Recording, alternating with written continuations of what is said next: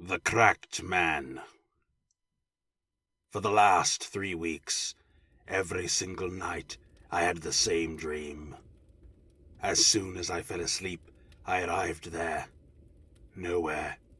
Just nowhere. White. And in that nowhere there he was, waiting for me. The first time I saw him, he was like a speck. A smudge on the lens.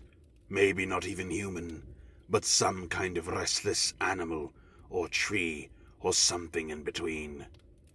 Then, night by night, he got closer. Each time I arrived back there, he had closed the distance just a little, but would move no closer once I was there. He gesticulated wildly, but didn't move from his spot. At this point, all I could see was a figure, silhouetted against the blinding white nothing. He waved at me as if drowning, or falling from a high building, but stationary, rooted to the ground. After a week or so, he had swum into view. I could make out a short man, with long white arms and dark eyes. The waving seemed desperate, frustrated, maybe angry. One night, he got close enough for me to see his face. His skin was dry, cracked, pulling itself to pieces over his skull like a jigsaw. A riverbed in drought. The next night, I could see the whites of his eyes, such as they were. They bulged as he waved his arms in agony or frustration. But they weren't white, but black. The entire eyeball glossed black like a pool ball.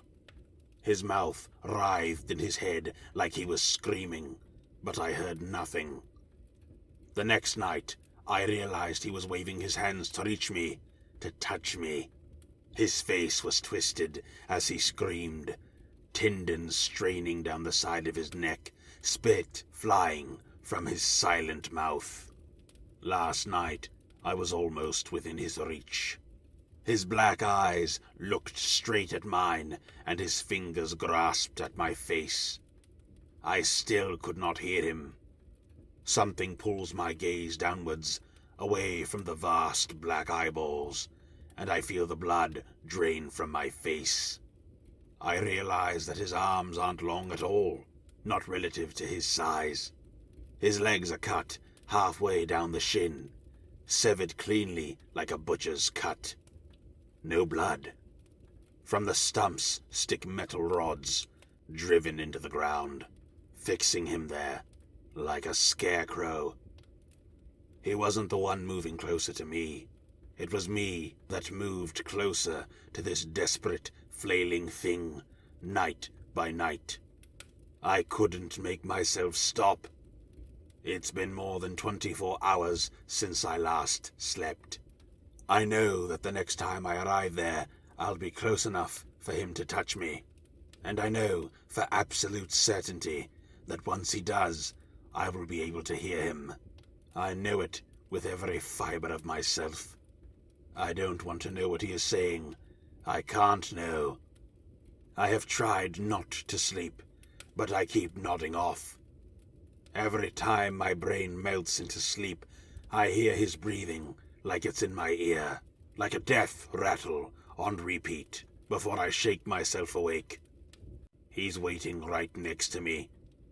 I can't sleep. I can't. I feel him next to me, and I turn to look. I hear the rattling breath like it's on my neck. Something tells me to reach out for his hand, an emaciated claw. But when I do, he rips his hand away, evading me. He's not trying to touch me, but trying to keep me away. He doesn't want me here. He's still screaming. Silent, blood-curdling screams. Silent. But I still hear that rattling breath. I realize 2 things in an instant with terror. That sound isn't coming from him. In all of these weeks, I had never once looked behind me.